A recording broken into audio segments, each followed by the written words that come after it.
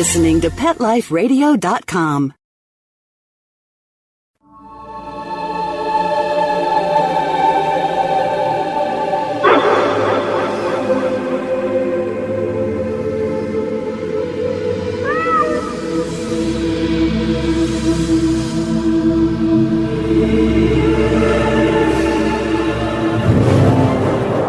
Hi, and welcome to Alive Again. That's right, your pet can come back, and that's what this show is about.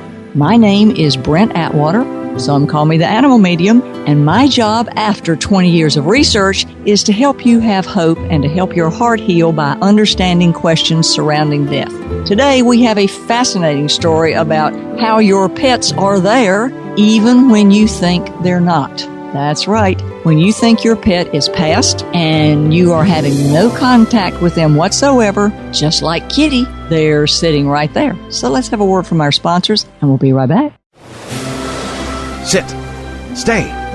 We'll be right back after a short pause. Well, 4 to be exact.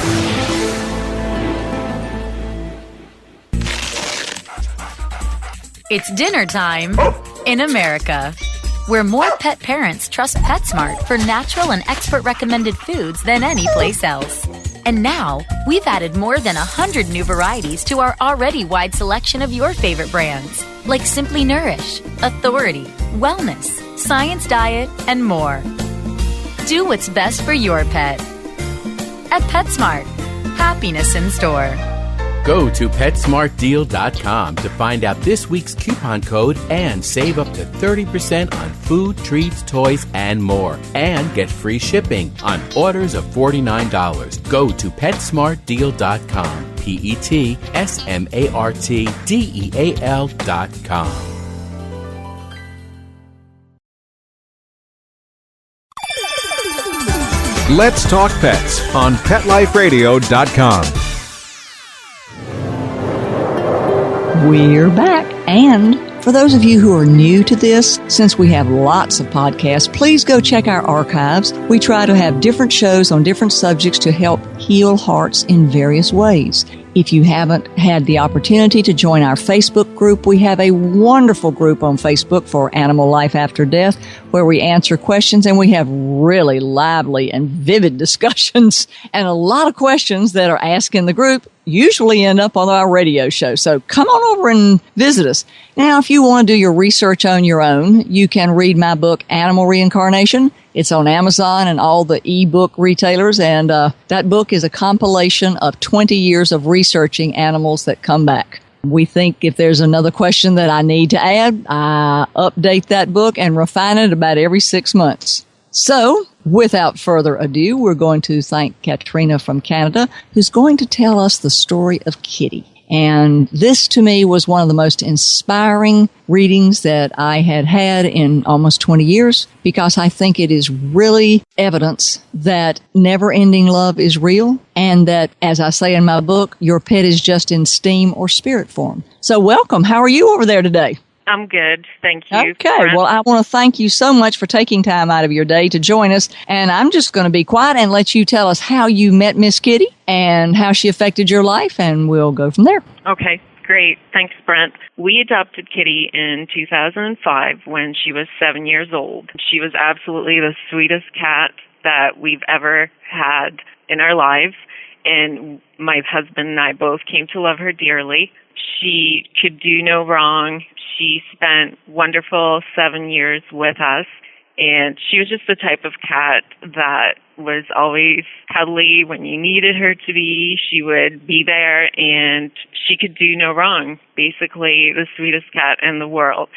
So when 1.5 years ago, when we had to put her to sleep because she suddenly became paralyzed from the waist down.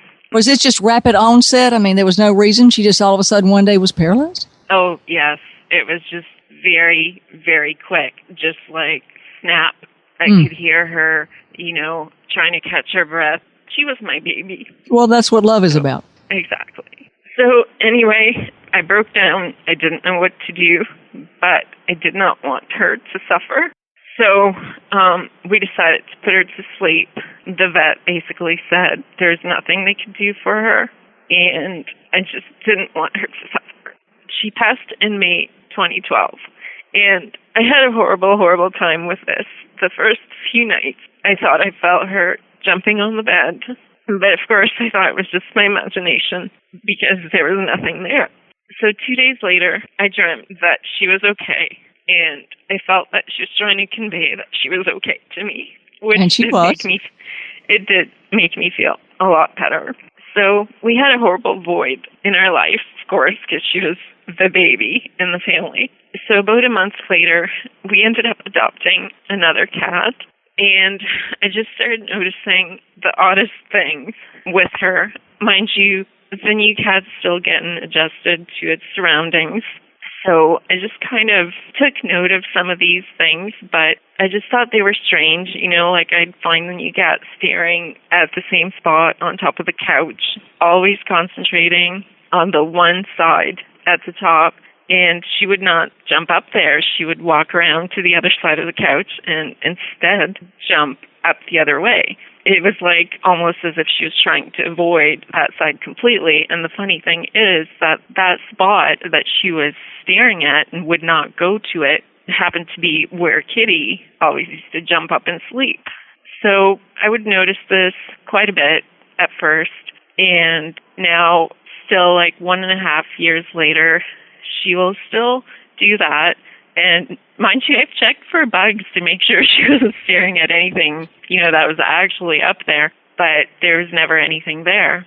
She still does this 1.5 years later, and not as much, but does do it periodically. And also, I've noticed that when we call her, when we go to sleep, we call her to jump up on the bed, and sometimes she just freezes at the foot of the bed and just kind of stares at us, then looks at the space in front of her, like step by step by step, as if something was walking in front of her, and she would just stare at it, and she would not come up until sometime later. So I always found that really odd, thinking, what is she looking at? When other times she'll just come right up without hesitation. So then, after all these odd things happening, I sometime later ended up contacting Brent for a consultation, and I got quite the surprise when I got in contact with her. Yeah, we had a little chat. And with that, we're going to go to our sponsors and come back and see what Kitty has to say about this. We'll transport back into the metaphysical right after these earthly words from our sponsors. I'm not much of a reader, but I do wish I were more well-read. There are so many great books coming out. I wish I could find a way to keep up. Audible.com makes it easy to stay well-informed and catch up on your reading simply by listening. Audiobooks from Audible turn downtime into uptime. You'll be more productive and become well-read. Now I'm able to catch up on all the great books I've been wanting to read. With Audible, I feel smarter. Pet Life Radio listeners, try Audible.com now and get your first 30 days of Audible Listener Gold membership plan free. And get a free audiobook. Choose from over 100,000 titles. To get this great deal, go to audibledeals.com. That's audibledeals.com. Hi, I'm Dr. Jeff Werber, host of Ask the Vets with Dr. Jeff here on Pet Life Radio. Please join us at our new time on Sundays at 9 a.m. Pacific Time and noon Eastern Time to talk about your pets. Let's talk pets. Let's talk pets On Pet Life Radio. Pet Life Radio. PetLifeRadio.com. Wow. It seems like Kitty's presence was always there and was still there. So we start our consultation, and as normal, when I get ready to do a reading, I say my prayer first, and then I very quietly tap into the energy of the individual that I'm working with. So I try to tap into Katrina's energy field so I can give her the information she's interested in and to have a conversation with her. And all of a sudden, this big purple mass of energy gets right in front of me. And I'm going, what is this? Because I, in doing this 20 years, have never seen this, which is why we're doing the show today, because it's absolutely fascinating. And, of course, you know, having done this 20 years, I'm going around the left, purple's not moving. Going around the right, purple's not moving. And now I'm trying to decide in my head what to tell Katrina because she's sitting on the other end of the line, not knowing any of this because I'm keeping quiet and I'm talking to this energy going, excuse me, you need to move. And the energy's not moving. I mean, it's like a solid block of marble sitting there. And I finally said to Katrina, Katrina, I hate to ask you this because, we're doing a consultation, but I'm trying to get to your energy and I can't. And she said, well, what do you mean? And I said, well, there's this energy sitting in front of you. I said, now, if you have worked with a healer, I know what that looks like. Or if you've had radiation, I know what that looks like. But this is an energy that's purple, which to me indicates it's on the other side. That's just big and strong and sitting right in front of you. And it's not moving because whatever it is, it wants to be heard. And she said, really? And I went, yeah. And then she got real quiet and I said, let me try another way. Let's see if I can ask it who it is. And jump right in here, Katrina, if I'm missing anything. You're right on. And I remember I was sitting here. Now, I'm getting frustrated because I'm trying to do a consultation with Katrina, and I'm sure Katrina's think I'm going like, woo-doo-doo-doo, she can't do what she's doing. And about that time, I finally said to her, I said to the energy, who are you and what do you want? And the little energy form trembled, and it said, I've got some things I need to tell Katrina. And I went, what? And I'm getting chills all over me. And the little energy form just shook, and it said, I've got some things I need to tell Katrina. I'm going, well, could you move over and let me work with Katrina first? And energy goes, nope, I've got some things I've got to tell Katrina. And I'm going, okay, so I guess I need to tell Katrina this. So I try to gather up my best, be nice to a client and say to her very quietly, Katrina, there's this entity that's sitting in front of your energy that won't let me talk to you. So you need to give me just another minute so I can figure out what this is, because I'm thinking, I hope it's not a dark entity. But it was purple, so I knew it had to be good, and I knew it was of the good energy or it wouldn't have been purple. And I said, but there's something here that wants to talk to you that is not letting me talk to you and is not moving. I heard her say very quietly, oh. Now, I don't know, Katrina, at that point in time, you were even thinking it might be Kitty. You'll have to tell us that. Well, I remember you strictly asking, did somebody die? I did. I thought that was odd because that wasn't what our consultation was about. The reason we had the consultation was absolutely nothing to do with pets or completely different subject matter, so I did think that was strange. And the only thing that's really, really affected me, of course, was the death of my cat. So that's when I told Brent about Kitty. So she said, yes, my cat had passed. I went, really? And she said, yes. So this quarter is giving me a wing to fly on. So I look at this little shimmering purple energy and I said to you, excuse me, would you show yourself to me? Because at that point in time, I was wanting to see what. And about that time, this beautiful cat sitting in a window shows up and is looking over her shoulder and with the tail hanging down, sitting in the corner of a window at me. And I said, oh, how are you? She said, I'm fine. And I said, what's your name? She said, Kitty. And I went, really? Why are you here? And she said, because she needs to know that I'm with her all the time. And I went, really? And she went, yes. And I said, well, do I, anything else? She said, oh, yes, I have a lot of other things I want to tell her too. I went, are you going to move so I can do? No, she said, I'm not. I'm not leaving until you tell Katrina what I want her to know. And I went, really? And she looked back at me and said, yes. So I said to Katrina, I'm looking at a cat here and it's sitting in the window. And you said to me, I was just shocked. I was shocked.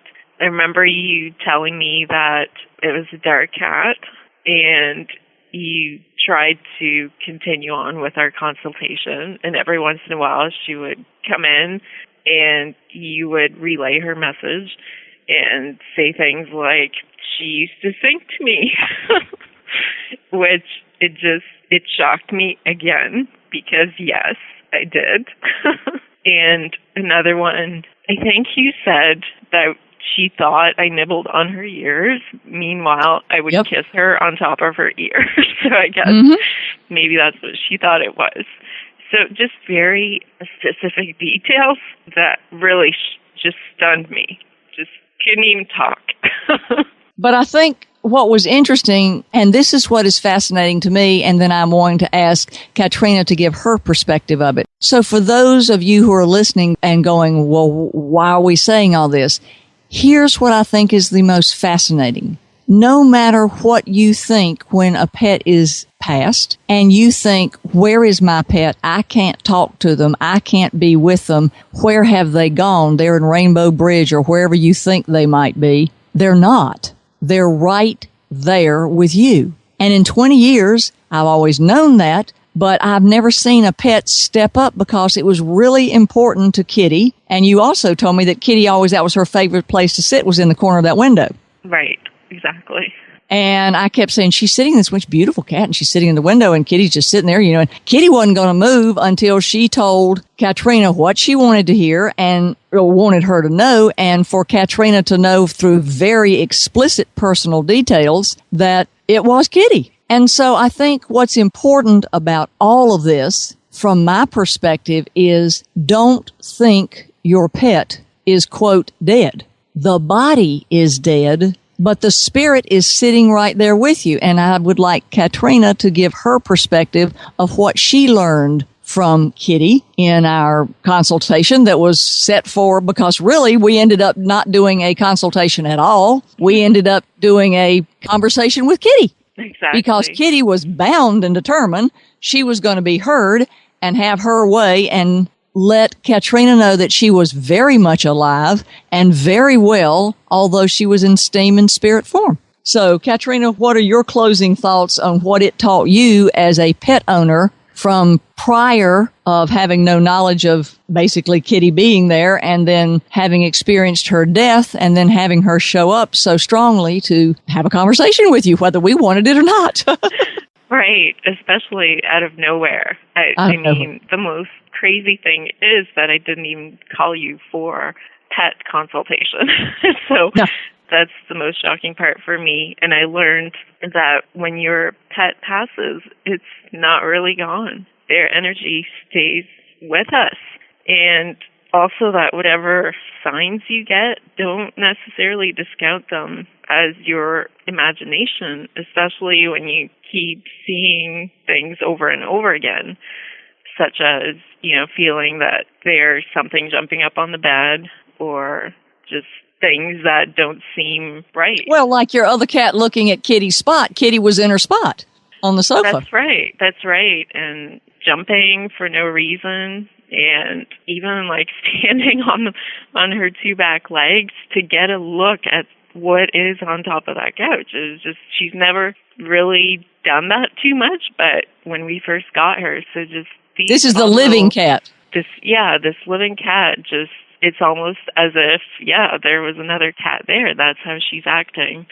So that was my lesson. It was quite eye-opening, and I'm glad that I got in contact with Brent to experience that. Well, I am thrilled that Kitty was such a strong energy to help people know that she's still on the back of the sofa. She still gets on the bed first. And by God, she was going to say exactly what she wanted to say when she wanted to say it, regardless of what us humans and our agenda had. Exactly. And it's been 1.5 years, a little over. So she's still around. Well, she'll be there until she has other designs. Well, I thank you so very much today for your time, and I hope everyone realizes that some of the signs that you think, can't be, really are. And I think it's really critical that you understand that your pet is there right with you. And that when they say, well, you tell her I love her. Well, I don't need to. They're right there. That's right. And on that, we'll go take a break for our sponsor. Sit. Stay. We'll be right back after a short pause. Well, 4 to be exact. Dyson. The new Dyson Animal Vacs are powerful bagless upright vacuums for homes with pets. Air muscle and radio root cyclone technology generates the strongest suction power to powerfully remove dust, dirt, and pet hair from the home or car. To order your Dyson Animal Vac, go to DysonDeals.com. DysonDeals.com to order your Dyson Animal Vac today. Dyson. Music to your ears.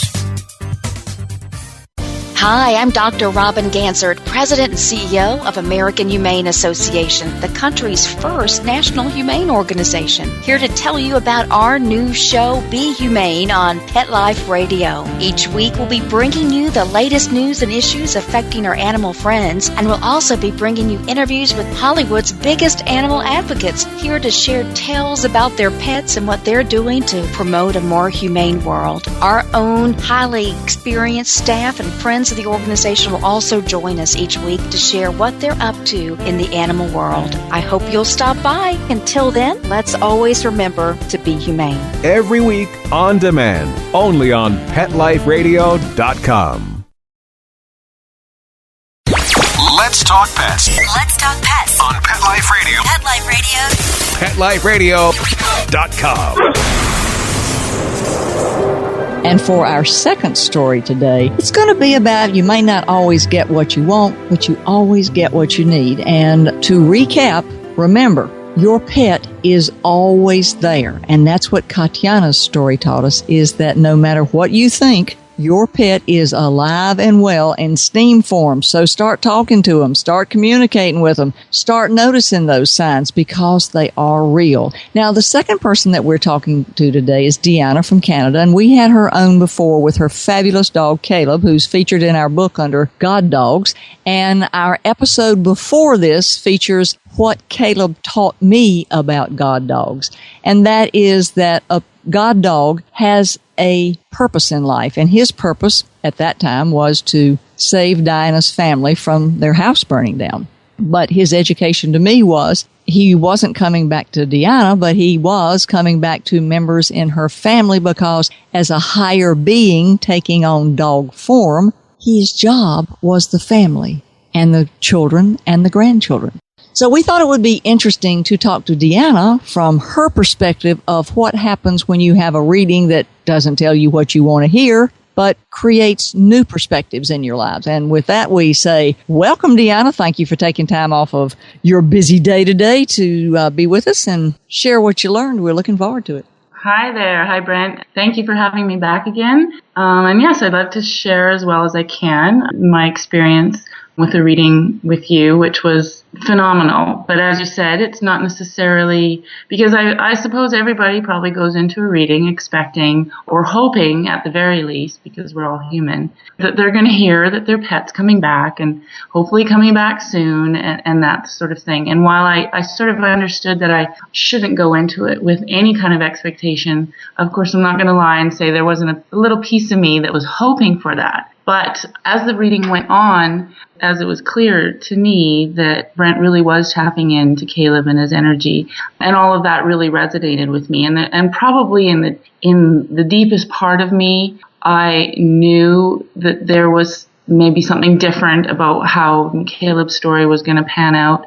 And so I kind of went into it with a sense of adventure and was open about it. And I knew that whatever was going to come out of it, it was going to be beneficial for me and be a step towards my healing in the grief.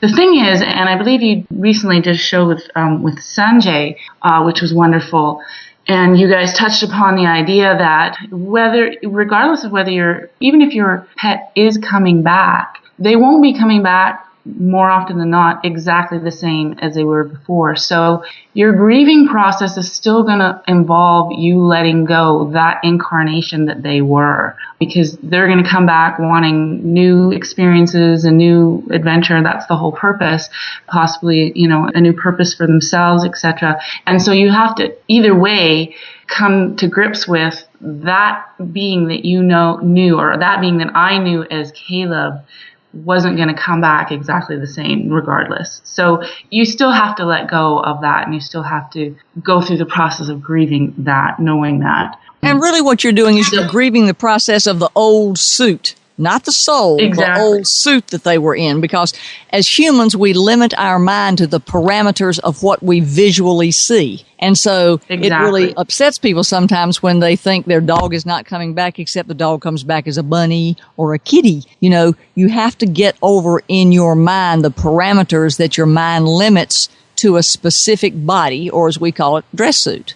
Yes, absolutely. And so there's challenges that come with that as well, that come with dealing with, your pet coming back. So, either way, I knew it was going to be an adventure. And as you said, Caleb wasn't going to come back, but he did let you know that, and let us know, because his role was different. I guess he was a god animal or an overseer of my particular family, and that was wonderful to hear. But I also knew that his energy, and having had the reading and having been able to sort of just come to peace with knowing sort of what the next step is, and knowing that he hears and that we're still connected in some way, whether it's coming back physically to me or someone in my family, is equally as joyful to me. And as you said before too, I know that I can tap into him at any time. So I've really sort of come to terms with that. And you I'm going to insert here, I'd like to insert here in your wonderful explanation, is you had said to me that you really did think there was something different about Caleb. Even before, when we started the reading, you said, I always have known in my heart before we even start this, getting Caleb's side of the story, that Caleb is very different. And so your soul already knew he was special. Well, absolutely. And I don't know if I talked about this once before on one of the shows, but I often ask for signs in threes. That's my sort of special number, because I kind of feel like once could be a coincidence, twice you start to take notice, and 3 times it's like, okay, it's got to be a done deal. And interestingly enough, right? Yep, that's the way I do it. Yeah, I think a lot of people do. For me, that's the magic number. But a few months prior, like last summer, I was in touch with somebody that's able to communicate with the other side. And it wasn't formal in any way, but we were sort of emailing back and forth, and he was getting in touch with Caleb in his own way. And that was one of the things that he said to me at one point, that Caleb didn't feel like a dog energy, that he wasn't really a dog.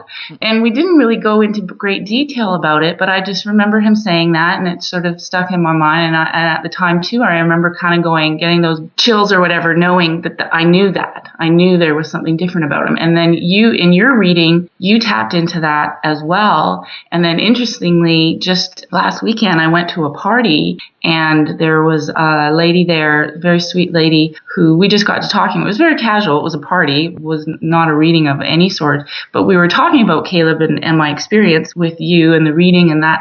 And I didn't even start talking about anything that was said in the reading, and she already tapped into also, but in her words, she said more that he kind of felt like a shaman energy, or that he was of a higher ilk or a higher level. So in her own words, she basically was saying the same thing. So that was my third confirmation, and that just happened last weekend. So, I mean, that too in itself, when you're open enough and you're willing enough to take what's coming to you and try and understand that it is what you need and see how it fits with you to help you heal, instead of clinging too much to what you think you want. Because like you said so eloquently, you don't always get what you want, but you do get what you need. That's what the universe, I believe, will always support you in.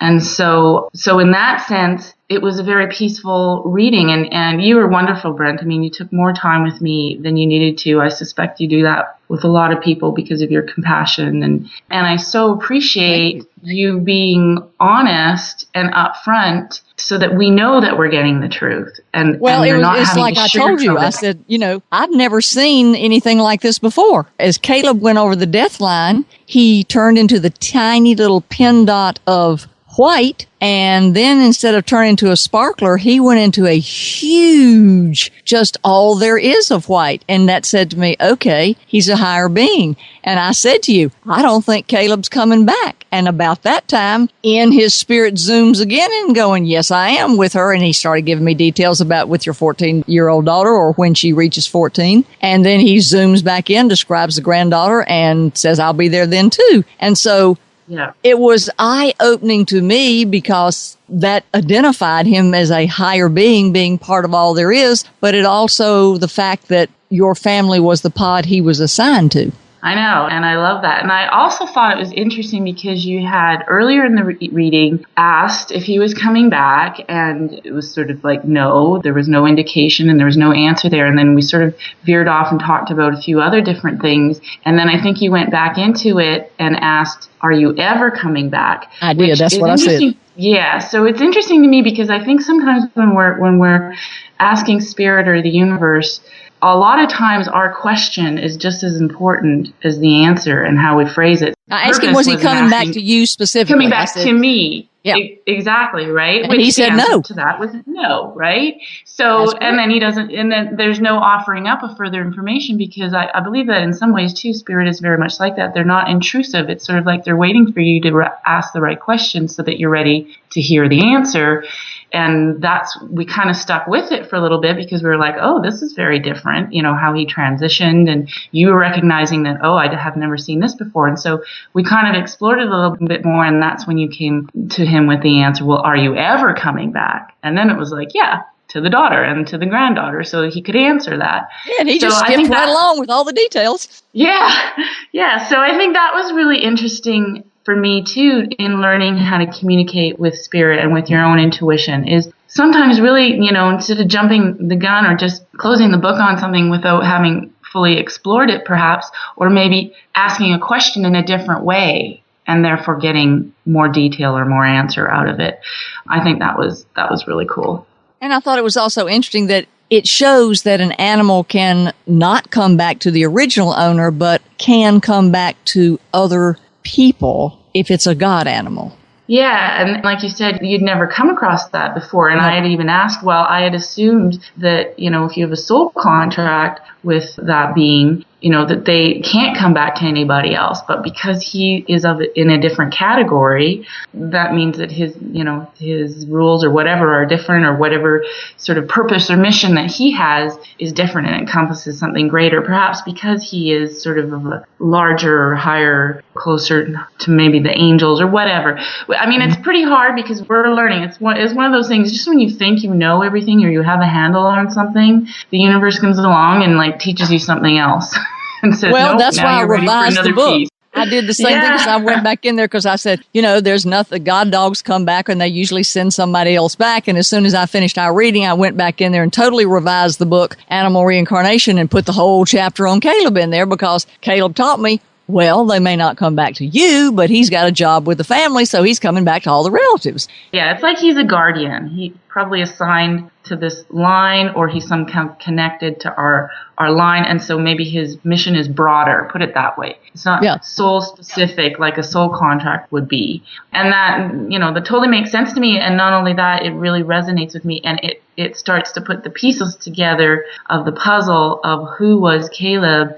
And that whole feeling that I've always had that there was something remarkably different about him that I just couldn't put my finger on it. And your reading. So in that sense, there was tremendous healing because as much as there's probably a whole bunch more that we still don't understand, for me, it kind of helped me close the chapter on that portion of my life with him and not with him entirely, but just that part of my life to be able to say that's complete, and it was successful. And I think that's interesting because he didn't describe how he was coming back when he was, going to be with your daughter at 14, but he did describe your granddaughter, which is not even born yet because your children are still young. And so I thought it was interesting what he decided to describe instead of himself. He described the children and the people that he was serving rather than himself. Be interesting, and we'll have you back on another time to see if by the time your daughter gets 14, which will be many years down the road, we'll say, well, Diana, is he back yet?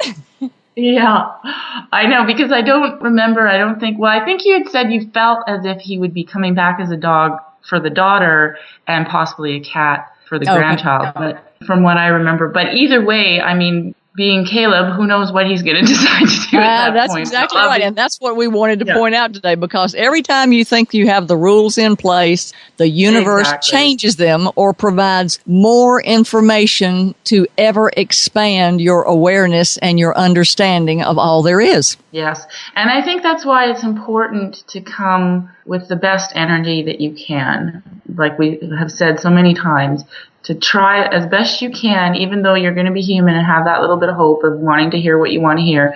But again, it was exactly what I needed, because I know that what's played out between him and I is complete, and then he can go on and pursue his other missions, whatever they might be.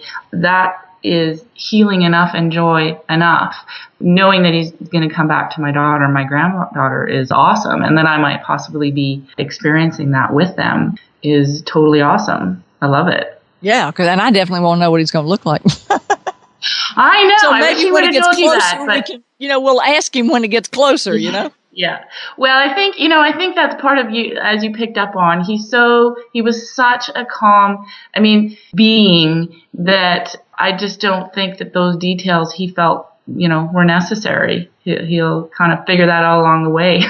Yeah, his mission is more important than the details of his being. Exactly. And I think that you actually said something like that. For him, it's the mission that's important, whereas in other cases, it's the soul contract between you and that being that becomes important, that needs to be played out, and that's why you can never get it wrong. But with Caleb, there's so much more to learn, and so he's a little bit more elusive as to how it's all going to play out as far as the details are. Like a master teacher, he's teaching us Earthlings to learn more and expand wider. Yeah, and to look further and to look deeper, and like I said, to ask more questions and to be more specific about your questions. And again, to never give up, because we could have just sort of ended the reading where we did, and I thank you for that as well, because you didn't give up. You went back into it, tried to see what else you can get out of it, and you did. You got a big, huge old nugget.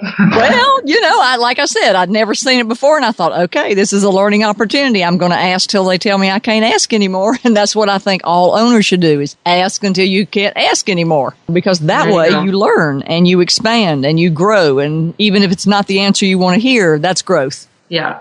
Well, and also being able to take time, even if you don't get it right away, to say, if it's not the answer that I wanted to hear, what is it about the experience that was still positive, beneficial, healing? Because as you said, even in cases where you are having to tell the person they're not coming back, the animal will give you the reasons why. And that also is a learning lesson. Yeah. It's still closure. Whichever way you look at it, it's still closure, and will help you move to the next step in your healing and letting go and to move on and embrace the future. Well, I think she said it all in that sentence, and on that, we're going to have closure on our show. We want to thank everybody who's been with us today. Deanna, thank you for your time, and thank you, Caleb, for your lesson. I appreciate it. Thank you, Kitty, for teaching me that pets are always there. No matter what you think, they're there. And if your pet has something to say, they're going to be in your face or up against your leg or bouncing on your bed or doing whatever it takes to get your attention, because whether you think they're there or not, they're there. Thank you so much for taking time to listen to us today. If you want to learn more, join our Facebook group. How about checking us out? We're going to be having live shows in the future. So about once a month, you'll be able to do live question and answers. And you can find that on our page, either Brent Atwater at Pet Loss or Brent Atwater, the Animal Medium, either one. We'll be making our announcements there. And if you want to learn a base for all this, my book, Animal Reincarnation, has now, since we've added a whole chapter on Caleb, about 185 pet questions that answer your heart's yearnings about what happens when a pet dies, when they go to the other side, and if they're coming back. And on that note, we wish you what's best for your heart and for your soul's evolvement. Bye-bye. Let's Talk Pets, every week on demand, only on PetLifeRadio.com.